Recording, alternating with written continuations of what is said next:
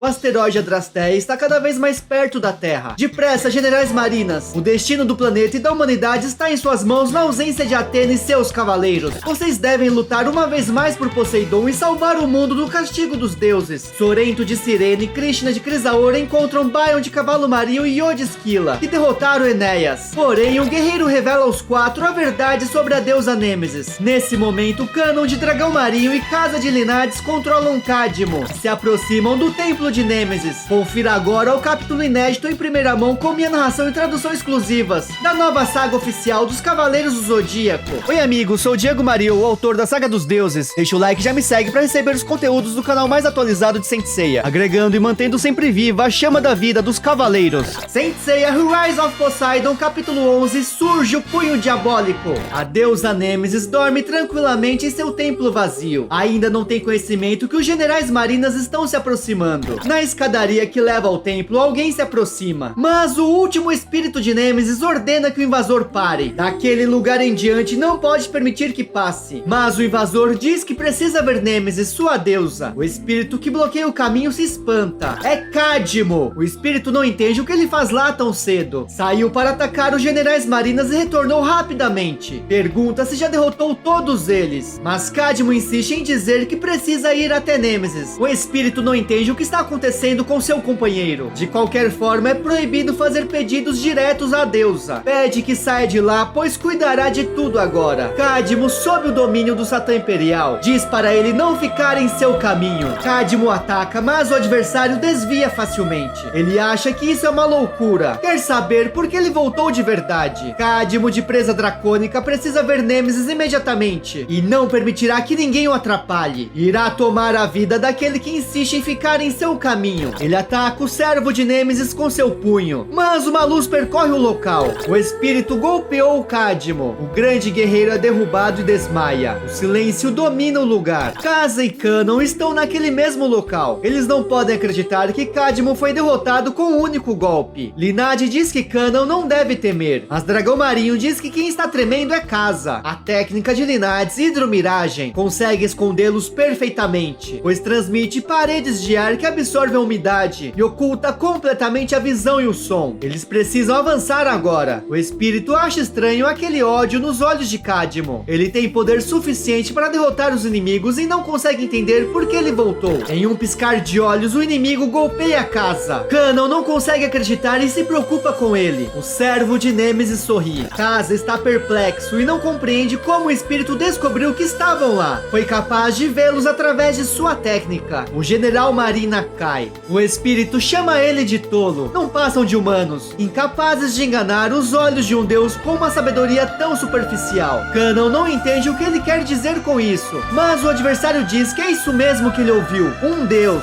Ele é o filho do imperador Zeus. Pollux de Atanás e a imortalidade. Ele vingará os céus. Não permitirá que os ratos avancem. E Cânon terá o mesmo destino de seu amigo. O mangá que desenvolvi por 13 anos finalmente está completo e comemora meus 20 anos de carreira. Adquira agora mesmo a história completa em sua edição definitiva, link na descrição. Cânon compreende. Pollux com seu irmão Castor são gêmeos que se tornaram sua constelação. É o lendário herói dos tempos mitológicos. Dragão Marinho começa a rir. Pollux não entende qual é a graça. Cânon lamenta por ser rude, mas é engraçado. Aparentemente, seu destino traçado pelas estrelas não deixará partir, mesmo que perca a vida novamente. Dragão Marinho se prepara para combater Pollux. Agora, Cânon, o Cavaleiro de Ouro de Gêmeos, será seu oponente. Explosão Galáctica! Contudo, todo o poder de Cânon atravessa o corpo de Pollux, que sai ileso. Pollux ouviu que ele é um cavaleiro. Agora o reconhece. É aquele homem dos rumores que manipulou Poseidon. Acha isso esplêndido, mas seu golpe é muito lento. Com isso, não poderá vencê-lo. Pollux salta. Ele golpeia Cânon com seu punho devastador. O guerreiro é derrubado e ferido gravemente, mas Pollux rapidamente o ergue. Ainda é cedo para cair. Já faz muito tempo que não lutava e pede que o deixe recuperar o tempo perdido. Pollux, que criou o pugilismo, revela seu punho maligno, o gancho. Canon é golpeado e gira pelos ares. Canon gira com a rotação do punho e é lançado no solo novamente. Mas Pollux não terminou. Usará seu próximo golpe. O soco direto atinge o rosto de Canon, que é lançado para trás. Canon percebe que será difícil lutar próximo do inimigo. Precisa atacá-lo. Canon se afasta e lança outra dimensão. Entretanto, Pollux surge em suas costas. Não permitirá que ele se afaste e fuja. O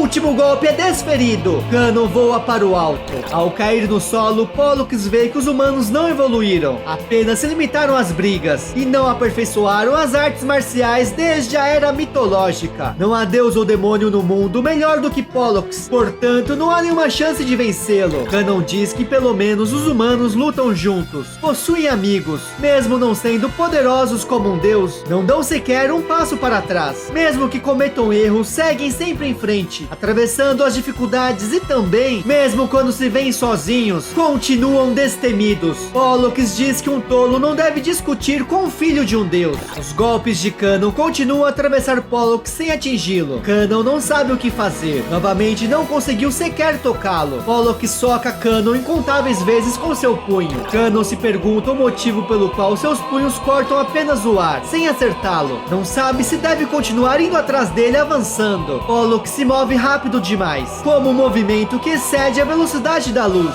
Se pergunta se esse é o poder de um deus. Canon cai no chão novamente. Pollux não entende porque Canon continua vivo. Acredita que para ratos é melhor e mais valioso perder a vida miseravelmente. Mas Canon se levanta outra vez. Pollux imagina que na verdade possa ser um gato prestes a morder. Porém, Canon diz que está mais para um leão. Ele avança segurando Pollux. O servo de Nemesis percebe que ele pretende usar a estratégia dos fracos quando estão encurralados. Canon não importa com o que ele diz. Agora não irá soltá-lo. Seus braços irão segurá-lo junto dele. Receberão um ataque. Pollux vê que é de fato uma autodestruição, mas não perderá a vida junto com o rato. Canon não permitirá que escape. Irão morrer juntos agora. É o fim deles. Canon diz adeus a todos, mas Pollux consegue escapar dos braços de Canon e golpeia novamente. Agora o atingiu mortalmente. Canon não pode acreditar. Pollux já lhe disse que uma morte miserável combina com o rato.